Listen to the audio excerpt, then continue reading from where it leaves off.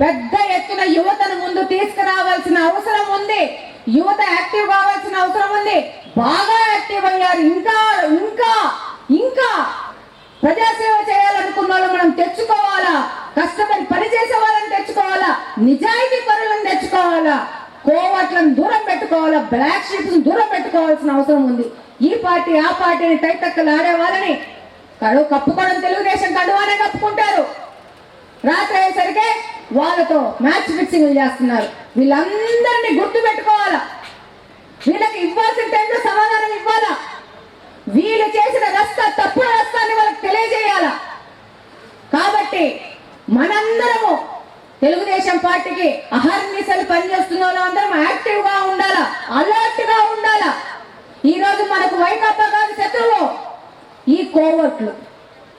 వీళ్ళు సోషల్ మీడియాలో చెడ్డ పేర్లు తేవడము, పార్టీలో కష్టపడి పనిచేస్తున్న వాళ్ళని గబ్బు పట్టించడం చేస్తూ ఉంటారు. ఇట్లాంటి కోవర్ట్లని ఎక్స్పోజ్ చేయాలి. ఎక్స్పోజ్ చేసి నీళ్ళలో నిలబెట్టాలి. కొంతమంది ఇక్కడ లేకపోతే ఇంకో చోటికి పోతారు. ఆడపోయి వాళ్ళ స్థానాలు ఫిక్స్ చేసుకోవాలనుకుంటారు. కానీ వేరే నియోజకవర్గాల్లో ఉన్న నాయకులు కానీ, ఎమ్మెల్యే కానీ, ఇన్ఛార్జీలు కానీ, అధ్యక్షులు కానీ ప్రతి ఒక్కరికి ఇలాంటి వాళ్ళ ఇన్ఫర్మేషన్ కూడా ఇవ్వాలా. అక్కడ పోయి అక్కడి నుంచి 2 రూట్లో రావాలనుకుంటారు. వీళ్ళు ఇక్కడ నియోజకవర్గంలో పని చేయరు.